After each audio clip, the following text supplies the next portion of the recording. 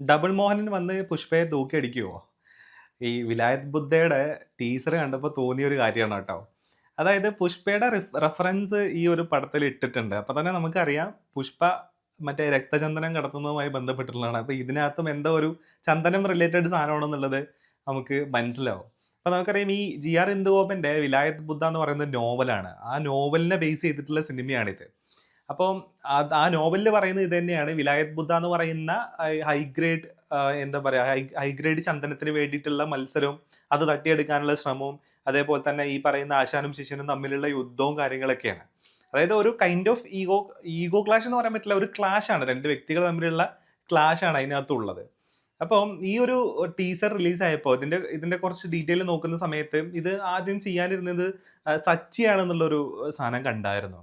അപ്പോഴാണ് ഇത് ജയൻ നമ്പ്യാരാണ് ഇത് ഡയറക്റ്റ് ചെയ്യുന്നത്. ഇതിന്റെ ഡയറക്ടറുടെ പേര് വന്നപ്പോൾ ജയൻ നമ്പ്യാരാണ്. അപ്പൊ അങ്ങനെ നോക്കുമ്പോൾ സച്ചിയുടെ അയ്യപ്പനും കോശിയിലെ സെക്കൻഡ് യൂണിറ്റ് ഡയറക്ടറായിട്ട് ഈ പറയുന്ന ജയൻ നമ്പ്യാർ വർക്ക് ചെയ്തിട്ടുണ്ട്. അപ്പൊ എനിക്ക് തോന്നുന്നു ഏകദേശം ആ ഒരു ക്വാളിറ്റി ഈ ക്ലാഷ് വരുന്ന സമയത്ത് വ്യക്തികൾ തമ്മിലുള്ള ക്ലാഷ് വരുന്ന സമയത്ത് ആ ക്വാളിറ്റി നമുക്ക് ഈ പടത്തിലും എക്സ്പെക്ട് ചെയ്യാൻ തോന്നുന്നു. അപ്പോൾ ഇതിന്റെ ഒരു ഫ്രെയിമും സെറ്റപ്പ് ഒക്കെ നമ്മൾ നോക്കുകയാണെന്നുണ്ടെങ്കിൽ നമുക്ക് കാണാൻ പറ്റും ഈ മറയൂര് കാന്തല്ലൂര് ആ ഭാഗത്തേക്കൊക്കെ പോയിട്ടുള്ള ആളുകൾക്ക് ഇത് പെട്ടെന്ന് കിട്ടും ഈ ഒരു സാധനം. അതിനകത്തുള്ള ജീപ്പ് പറയാം പുഷ്പയിലുള്ളത് ഒരു ലോറി ആയിരുന്നെങ്കിൽ ഇതിനകത്തൊരു ജീപ്പ് ഉണ്ട്. അപ്പോൾ ആ ജീപ്പ് ഈ മറയൂരിൽ നിന്ന് കാടിന്റെ ഉള്ളിൽ നിന്ന് മരങ്ങളൊക്കെ കൊണ്ടുവരുന്ന ജീപ്പാണ്. അതിനകത്ത് ഡ്രൈവർക്ക് മാത്രമേ ഇരിക്കാൻ പറ്റുള്ളൂ. ബാക്കി അതിനുള്ളിൽ മൊത്തം മരമായിരിക്കും. അപ്പൊ ആ ഒരു സെറ്റപ്പും കൈൻഡ് ഓഫ് സാധനങ്ങളാണ് ഇതിനകത്ത് സെറ്റ് ചെയ്തേക്കുന്നത് എന്നുള്ളതാണ്. പിന്നെ ഇതിന്റെ ഫ്രെയിമുകൾ കാണാൻ നല്ല രസമുണ്ട് കേട്ടോ. ടീസറിൽ ഇട്ടിട്ടുള്ള ഫ്രെയിം അടിപൊളിയാണ്. അപ്പൊ ഞാൻ ഇത് ഇതിന്റെ ക്യാമറ എന്നുള്ളത് നോക്കിയപ്പോഴാണ് ഈ പറയുന്ന കശ്യപ് പുള്ളിയുടെ പേരെന്തായിരുന്നു? അരവിന്ദ് കശ്യപ്പാണ് ഇതിന്റെ ഇതിന്റെ സിനിമാറ്റോഗ്രാഫർ. അപ്പോൾ പുള്ളി ഇതിനെ മുന്നേ വർക്ക് ചെയ്തിട്ടുള്ള സിനിമ എന്ന് പറയുന്നത് കാന്താര ഫസ്റ്റ് ആണ്. അതായത് കാന്താര ചാപ്റ്റർ 1 ആണ്. അപ്പോൾ കാന്താര ചാപ്റ്റർ 1ന്റെ ഫ്രെയിം നമുക്കറിയാം നല്ല രസമുണ്ട് കാണാൻ. അപ്പോൾ ആ ഒരു സെറ്റപ്പ് ഏകദേശം വരുന്നത് ഈ മറയൂര് പോലെയുള്ള ആ ഒരു കാട് റിലേറ്റഡ് ആയിട്ടുള്ള സ്ഥലങ്ങളാണ്. അപ്പൊ എനിക്ക് പുള്ളി അത് നന്നായിട്ട് ആ ക്യാൻവാസിൽ അത് പകർത്തിയിട്ടുണ്ടായിരുന്നു. എനിക്ക് തോന്നുന്നു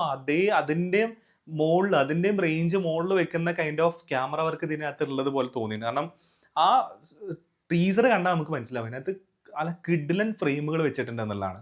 പിന്നെ ഈ ഒരു ടീസർ ഞാൻ കണ്ടത് ഞങ്ങളുടെ കാറിലിരുന്നിട്ടാണ് ഞാൻ കേട്ടത്. അപ്പോൾ കാറിന്റെ ഓഡിയോ ഇട്ടത് കിഡിലനായിരുന്നു. ഇതിന്റെ സ്കോർ എന്ന് പറയുന്നത് ടീസറിൽ തന്നെയുള്ള സ്കോർ കിഡിലൻ സ്കോറായിരുന്നു. കാരണം നമുക്കറിയാം ജേക്സ് ബിജോയി ആണ് ഇതിന്റെ സ്കോർ ചെയ്യുന്നത്. നമുക്കറിയാം പുള്ളി വരുമ്പോൾ ഉള്ള ഒരു എക്സ്പെക്ടേഷൻ നമുക്കുണ്ട്. ഇത് കിടിലം പെടയ്ക്കും സാധനം എന്നുള്ളത്.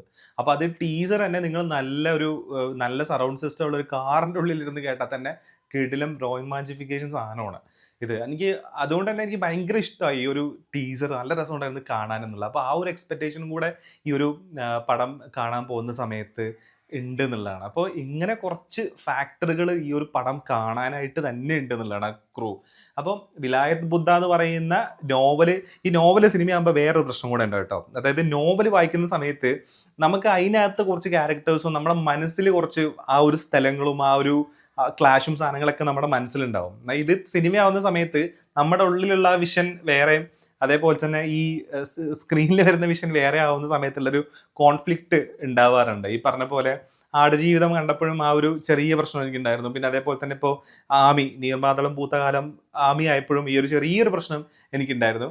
അപ്പോൾ അത് നോവല് വായിക്കാത്ത ആൾക്കാരാണെന്നുണ്ടെങ്കിൽ പ്രശ്നമില്ല, വായിച്ചിട്ടുള്ള ആൾക്കാർക്ക് ഇങ്ങനെ ഒരു പ്രശ്നം ഉണ്ടാവാൻ സാധ്യതയുണ്ട് ഈ നോവലുകൾ സിനിമയാവുന്ന സമയത്ത്. പക്ഷേ പുള്ളിയുടെ തന്നെ ഇപ്പോൾ പൊന്മാനാണെന്നുണ്ടെങ്കിലും ഇപ്പോൾ കാപ്പയാണെന്നുണ്ടെങ്കിലൊന്നും അങ്ങനത്തെ പ്രശ്നങ്ങളൊന്നും ഉണ്ടായിരുന്നില്ല എന്നുള്ളതാണ്. അപ്പോൾ ഈ ഒരു കാര്യം കൂടെയുണ്ട്. ജി.ആർ. ഇന്ദുഗോപന്റെ തന്നെ ഈ കാപ്പയും പൊന്മാനൊക്കെ വരുമ്പോൾ കാപ്പയിൽ നമുക്കറിയാം പൃഥ്വിരാജിനെ ഒരുപാട് ട്രോള് കിട്ടിയിട്ടുള്ള ഒരു സാധനമാണ്. സെയിം സാധനം ഇവിടെ റിഫ്ലക്റ്റ് ആവാണ്ടിരുന്നാൽ മതിയായിരുന്നു എന്നും കൂടെ ഉണ്ട് ഈ ഒരു ടീസർ വന്ന സമയത്ത്. അപ്പോൾ അങ്ങനെയൊക്കെയുള്ള നമുക്ക് തിയേറ്ററിൽ പോയി കാണാൻ നമ്മളെ പ്രേരിപ്പിക്കുന്ന കുറച്ചധികം ഘടകങ്ങളുള്ള ഒരു സിനിമ തന്നെയാണ് വിലായത്ത് ബുദ്ധ എന്ന് പറയുന്നത്. അത് ഈ ടീസർ കണ്ടാൽ നമുക്ക് കൃത്യമായിട്ട് കിട്ടുകയും ചെയ്യും.